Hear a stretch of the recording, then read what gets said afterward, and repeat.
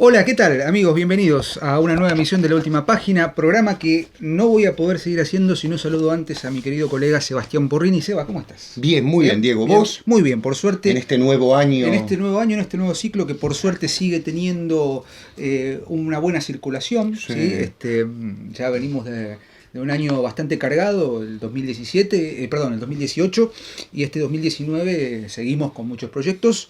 Y de hecho, el programa que vamos a hacer hoy, al que creo que le dedicamos, programa que hemos postergado de alguna manera, adrede tal vez, y en función de que este año nosotros dictamos un curso sobre el autor que vamos a exponer, así que me parece que es una buena ocasión este 2019 para meternos de lleno en uno de los grandes maestros de la literatura universal y de la literatura toda, ¿no? Uh-huh.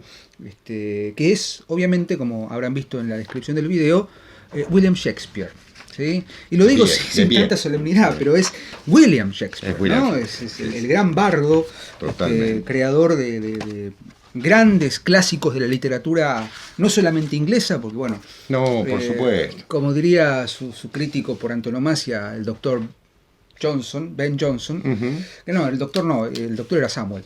Ben Jonson decía que bueno, Shakespeare ya forma parte del universo todo, ¿no? Es decir, ya deja de pertenecer solamente a una literatura como la inglesa, que por otra parte tiene otros monstruos. Es como Dante. Exactamente, claro. ¿No? Hay quienes dicen, bueno, Harold Bloom, obviamente, en su famoso canon occidental, lo incluye como uno de los 26 autores que hay que leer, y de hecho le dedica leer antes de morir. Claro, digamos. Exactamente, claro. Le dedica el volumen, ¿no? A Shakespeare.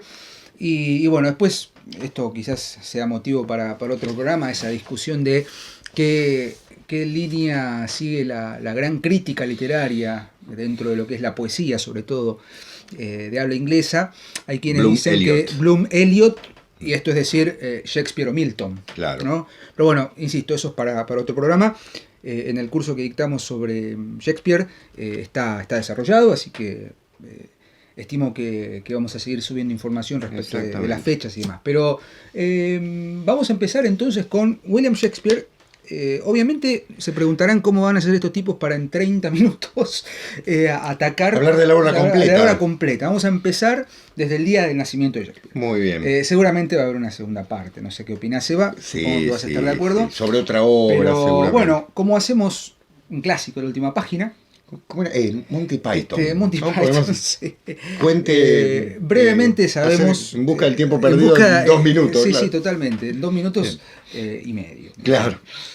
Sabemos que William Shakespeare nació en 1564 y murió en 1616. O sea que llegamos 2 años tarde al ¿cuántos? ¿400 eran? Claro, eran los 400 años. Bueno. Que lo festejamos en el primer lo conmemoramos. Se lo dedicamos a Shakespeare y a Cervantes, obviamente. Otro que paradójicamente, Seba, te habrás dado cuenta a quien todavía no le dedicamos un programa, ¿no? Pero bueno. Ya vamos a entrevistar a alguien que pueda hablar de... Ojalá que esté escuchando nuestras rogativas a Santa Monona. Shakespeare decía entonces, autor que vivió el periodo de fines del siglo XVI, principio del siglo XVII. Y a ver, hablar de Shakespeare podría llevarnos 5 programas, ¿no? De su vida, de su estilo literario, de su paso como poeta, como dramaturgo, como actor, como empresario teatral. Es una vida cargada de anécdotas, cargada de hechos puntuales. Yo quiero hacer algo alternativo, que no es hablar estrictamente de Shakespeare, sino hablar de un concepto que está vertido en un libro de Eustace Tilliard, mejor conocido como Tilliard, que es la cosmovisión isabelina. Bueno, como sabemos, Elizabeth I, Isabel I, gobernó digamos, el periodo que se llama isabelino en el Reino Unido, en Inglaterra, fue de 1500... Una mujer con corazón de hombre. Claro, 1558 a 1603 aproximadamente, que es lo que dura el periodo isabelino. Nota al pie, no podríamos continuar este programa sin hacer toda una exégesis de los hechos históricos y sociales, sobre todo, que estuvieron marcados por esta llamada época o o digamos periodo isabelino, pero bueno, insisto, nos iríamos a 5 programas. Digamos que nace la Gran Marina Inglesa y el Imperio Británico. El Imperio Británico.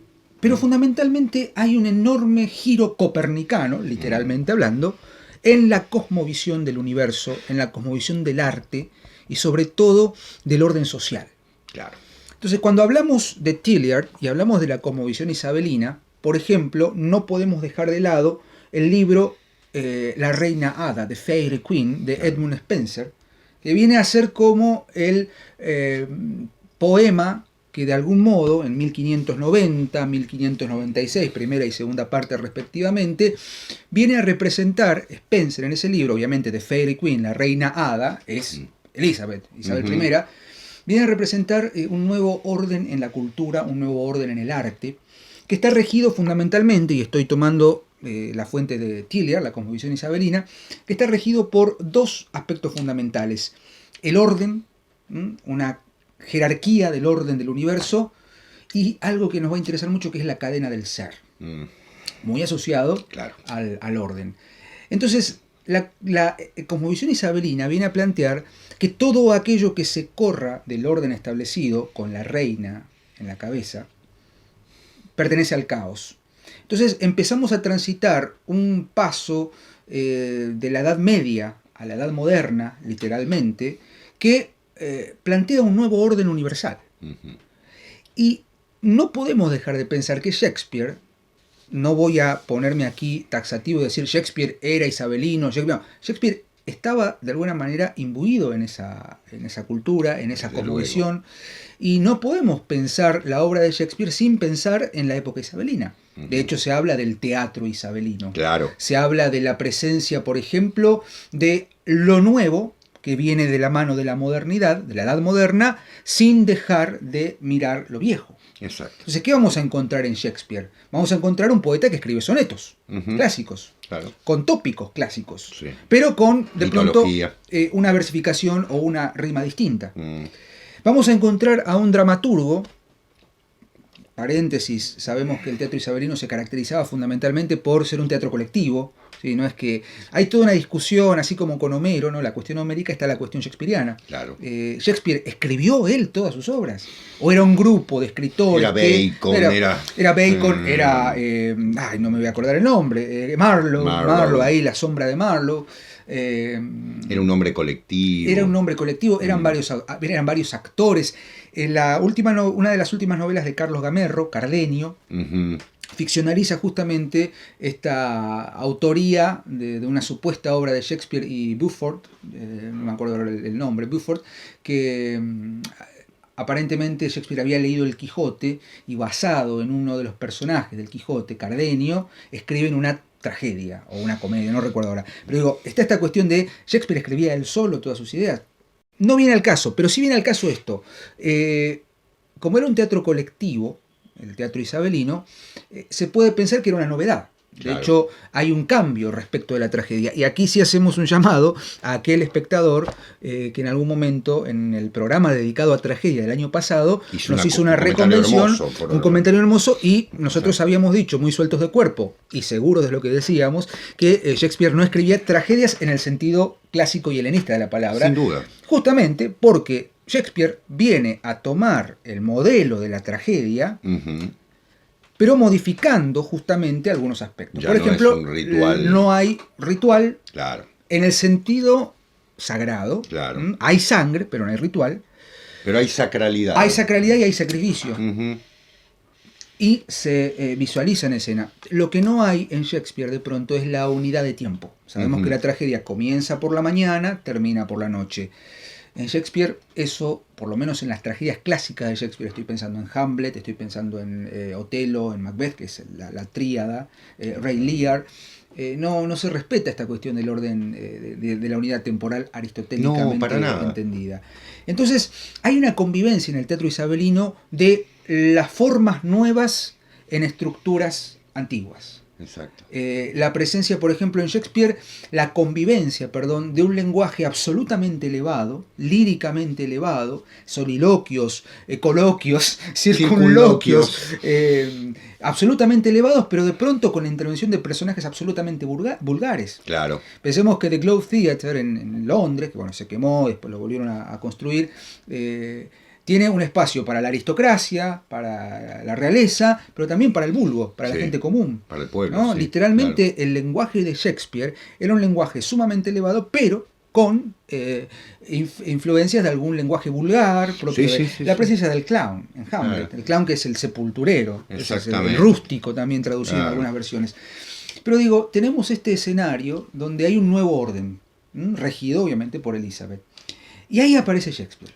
Y ahí Shakespeare empieza a producir un centenar de obras entre poesía, dramas, comedias, obras ligeras, qué sé yo. Dramas filosóficos. Tenemos una gran cantidad de obras, pero ¿por dónde empezar? Bueno. Me estoy hablando mucho y no quiero... Bien. A ver, 2 o 3 cosas. Primero, vos dijiste lo del teatro. Él es un dramaturgo oficial, porque no nos olvidemos que él es parte de la compañía del Lord Chambelán. Sí, ¿cierto? Sí. O sea, es parte del mecenazgo, ¿no? El mecenazgo era muy... el mecenazgo, exactamente, del Lord Chambelán de la corte, de la reina Isabel, que es directamente el amparo oficial. Y bueno, y en segundo lugar, si te parece, yo voy a ir un poco, llevar agua a algún ámbito que nos interesa. Sobre la crítica literaria de Shakespeare hay bibliotecas completas y algunas maravillosas en ese sentido. Vamos a tratar de ver otro aspecto. Es decir, vamos a hablar del Shakespeare oculto, ¿no? No ocultista, oculto. En el sentido de aquel poeta que va a trabajar con una serie de símbolos, otra vez, ¿no? Tengamos en cuenta que Shakespeare es, me atrevo a decirlo, el último gran poeta, el último gran dramaturgo que recibe la tradición medieval, ya de por sí bastante licuada y oscurecida, o si se quiere, mejor dicho, empezando a ocultarse en ciertas sociedades, y que lo convierte en obras de teatro, como bien diría, ¿no es cierto?, Ángel Fareta, en el sentido de qué mejor que hacer una obra popular para hablar de temas que son interesantes para los que quieren mantener cierta tradición que está siendo perseguida a nivel oficial. Tengamos en cuenta que desde Enrique VIII, Inglaterra es un país separado de la tradición católica. O sea, nace la iglesia anglicana, la iglesia inglesa, que va a tener al jefe del Estado, es decir, al rey como jefe de la iglesia, e Isabel es una anglicana convencida. Pero ahí viene el tema. Sí, la cantidad de polleras y de cabezas que han rodado. Merced a las 6 esposas. Merced a las polleras, en ese caso, viriñaques y vestidos, ¿no? Sí, señor, exactamente. Todas esas vestimentas. Que tienen que ver fundamentalmente con esto, con que Shakespeare es un criptocatólico. Es decir, en Shakespeare se puede observar claramente, y por eso la mirada hacia el pasado, la presencia de la tradición cristiano-católica, ¿no? Esta invocación a la Virgen constante en muchas de sus obras, que al ubicarlas históricamente, obviamente lo oculta en el sentido, bueno, esto era lo normal en la Edad Media, ¿no? Hamlet, ¿no?, transcurre en la Edad Media, entonces mejor Macbeth transcurre en la Edad Media, es decir, estamos en ese sentido ubicándonos en plenos reinados católicos. Ahora, ¿dónde? ¿Dónde está este simbolismo y demás que podemos hablar? Vamos a hablar de una obra hoy, ¿no? Vamos a hablar de Macbeth, ¿sí? Una de sus grandes tragedias, una de sus grandes dramas, digamos así. Para mí mi favorita, debo decirlo. Bien. Debo decirlo. Tuve la posibilidad de ver una puesta de Macbeth. Es una obra. No digo que sea la mejor. Es muy difícil decir, te digo cuál. Yo no digo que es la mejor, porque Hamlet tiene lo suyo, Otelo tiene lo suyo, Enrique V tiene lo suyo. La Tempestad. La Tempestad es un dato aparte, ¿no? La Tempestad es un tratado alquímico hecho obra. Pero lo que me impresiona de Macbeth es no solamente el simbolismo, sino está todo ahí. En Hamlet también está todo. Sí, sí. Hay muchas pero- más cosas entre el cielo y la tierra que tu Exactamente. filosofía, Horacio. Pero Claro. digo, de Macbeth tenemos el famoso título de la novela de Faulkner, El ruido y la furia, ¿no? Un No, parlamento de Macbeth, del cual quiero hablar después. Perfecto. Pero digo, Macbeth Sí, sí. es tremendamente Bueno. simbólica. Vamos a apoyar lo que vos decís. Ujú. Macbeth es la única obra de Shakespeare en la que aparecen los poderes ocultos. Sí, ya en el inicio. Ya en el inicio. Es decir, tenemos las brujas, tenemos a Hécate. ¿Sí? When we shall three meet again, cuando las tres volveremos a encontrarnos. Exactamente. Exactamente. Es decir, la invocación al poder oculto es algo que aparece aquí dibujado sobre la base de un trabajo con qué. ¿Cuál es el tema fundamental de Macbeth? El mal. Yo sé que muchos de los que nos van a estar escuchando van a decir, este hombre está loco, en Macbeth se pueden ver cientos de temas, sí. Pero el problema fundamental es el pacto con el mal. Es decir, al igual que en Fausto, es decir, el pacto fáustico, Macbeth está entregando todo, su alma y demás, y pensemos en esa visión del alma como algo trascendente, como algo inmortal, ¿no? En fin, toda la tradición que sabemos, hacia los poderes ocultos, que son poderes oscuros, ¿no? Oscuros y ambiguos. Totalmente, porque son los que además le están anunciando su triunfo y su derrota, ¿no? Es decir, yo supongo que todos ustedes han leído Macbeth, y si no, ya mismo vayan a leerla. El triunfo de Macbeth es un triunfo gris. ¿Por qué gris? Porque en realidad hay algo que es aquello que no puede contener, que es su conciencia. La conciencia, digamos, ensombrecida, manchada, maculada, es aquello que le impide disfrutar del poder. Tengamos en cuenta que, entre otras cosas, la idea de Shakespeare en esta obra nos está presentando al ser humano varón y al ser humano mujer. Porque si el personaje es el rey Macbeth, la gran protagonista es Lady Macbeth. Lady Macbeth es aquella que lo saca del paraíso. No sé si hacen la relación clara con algunos textos, ¿no?, clásicos. ¿Qué quiero decir con esto? Que lo femenino y lo masculino que aparece en todas las obras de Shakespeare imbrincado, como en la alquimia, y ahí tenemos una lectura de lo sagrado, con la alquimia, son complementarios, pero en este caso para la caída, no para la salvación. Voy a leer un fragmento. Malcolm, uno de los personajes clave de la obra, dice: he hablado con uno que lo ha visto morir. Según me ha dicho, confesó francamente sus traiciones e imploró el perdón de vuestra grandeza mostrando un sincero arrepentimiento. Nada en su vida le enalteció tanto como esa manera de haberla perdido. No existe arte que pueda descifrar el sentido del alma en las líneas del rostro. Era un caballero en quien yo deposité una absoluta confianza. Es decir, ¿de quién está hablando? Del conde Cawdor, y al comienzo de la obra es vencido por Macbeth. Macbeth recibe el título de señor de...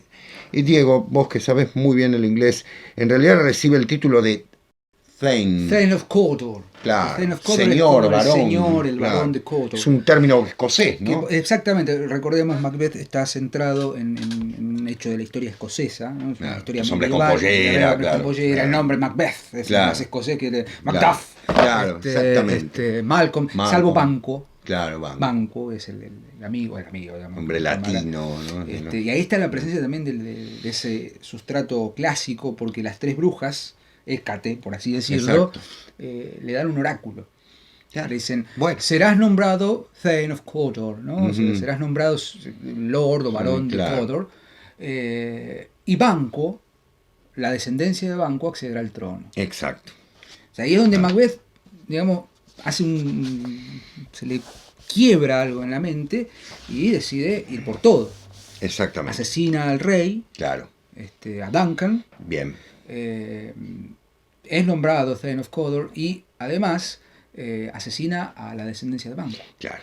¿no? Bueno, ¿qué Y es? ahí viene ¿Qué texto de la literatura universal empieza con un relato en el que entre sí se van matando para provocar la caída fundamental, el Génesis. Génesis, totalmente. Por eso, Macbeth, Lady Macbeth, los hijos de Duncan, Malcolm sobre todo. Exactamente, que van siendo asesinados, digamos, asesinados por orden de Macbeth y demás, perseguidos y demás, son la humanidad.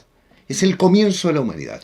Es decir, es la historia humana narrada desde el Génesis, tomada por Shakespeare, llevada a Escocia, a un reinado oscuro, digamos así, en el que fundamentalmente es la historia del hombre y la mujer en la caída. Han perdido el paraíso y han perdido fundamentalmente la salvación. La salvación del hombre es justamente la salvación del ser humano, es algo que está ligado a un principio fundamental. Dante, por favor, último anillo del infierno, la traición.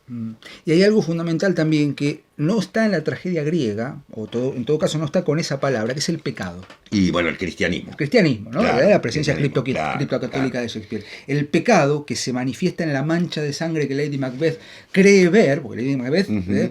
Exacto. Se le zafa la chaveta, por Exacto. así decirlo, y vaga como una loca. Es la precursora, por otra parte, del pecado originario de Exactamente. Macbeth. Es la que de alguna manera lo arrastra. Es la mente que lo arrastra, sí. Es la que, justamente, una vez muerta Lady Macbeth, el propio Macbeth, entra en un estado de locura, claro. Y termina cumpliéndose la segunda profecía de las brujas, que es que él no va a ser asesinado por ningún hombre nacido de mujer. Claro. Y que solamente será vencido cuando los bosques de Dunsinane avancen sobre él. Los bosques de Dunsinane no, son los bosques de Birnam. Dunsinane es la batalla donde él vence. Los bosques de Birnam avancen sobre él. Y hay algo paradójico, porque la ironía trágica hace que el que vaya a vencer a Macbeth sea un hombre no nacido de mujer viva, porque nace de un cadáver. Claro. Es decir, logran sacar el hijo de cesárea, y nace, o sea, no nace de mujer. Entonces crece y logra vengarse. Y terminada la batalla de Dunsinane, las tropas de Malcolm avanzan sobre el castillo de Macbeth y para ocultarse cortan ramas de los árboles y se ocultan detrás de las ramas, y la escena, uno se lo imagina, es como si un bosque avanzara sobre el castillo de Macbeth. Exactamente. ¿No? Esa ironía y ese manejo del lenguaje trágico, ¿cómo va a resolver esto? Claro, ¿no? Y es impresionante también que uno dice, bueno, hay una historia muy imbrincada donde, si seguimos también lo que plantea Tilliard en la cosmovisión isabelina, hay una manifestación en el arte del macrocosmos en un microcosmos. Totalmente, por esto eso que vos decías recién, ¿no? Lo del Génesis, claro, exactamente. Piensen ustedes esto, cuando tiene que matar al rey, ¿no? Es Lady Macbeth en el fondo la que termina matándolo de alguna manera. Por eso las manos ensangrentadas que ella no puede lavar y que ve sangre. No lo oigas, Duncan, porque es el tañido que te llama al cielo o al infierno. Es decir, en ese momento, en el momento de matar, es la condena definitiva. Condena definitiva dice que es un acto condenable de su eliminación. ¿Por qué? Porque en el fondo él es condenado, pero ellos también. Es decir, el que mata condena y se condena. Eso es un principio fundamental del cristianismo, si se quiere también del judaísmo, en el sentido con el pecado. La relación que vos hacías, Diego, tiene que ver fundamentalmente con la tradición cristiana, que los griegos, en la tradición griega, ya obviamente es posterior, no tenían. Entonces, para la religión, para la tradición griega, lo fundamental estaba ligado al error trágico. Hamartía. Exactamente. Estaba ligado fundamentalmente a la elección equivocada, a la herejía. Eso significa elegir, ¿no? Pero fundamentalmente, en este caso, en el caso de Shakespeare, 2000 años después, pues estamos hablando del siglo V a.C., estamos hablando del siglo XVI, más o menos 2000 años, estamos pensando ya en la influencia cristiana, entonces ya no es simplemente la concepción del error, sino la concepción de ¿qué? Del pecado. El pecado. De hecho, quiero aclarar que cuando los griegos tuvieron que traducir la Biblia, mejor dicho, en el Evangelio, el concepto de pecado, que es un concepto latino, peccatus, ¿sí? En griego, ¿cómo se dice? Hamartía. Hamartía. El error. Sí. Que de ahí viene el error también, valga la redundancia, ¿no? El error de pensar que hay pecado en la tragedia griega. Claro. No hay pecado, en todo caso hay desmesura, hay hubris, hay hamartía, hay peripecia.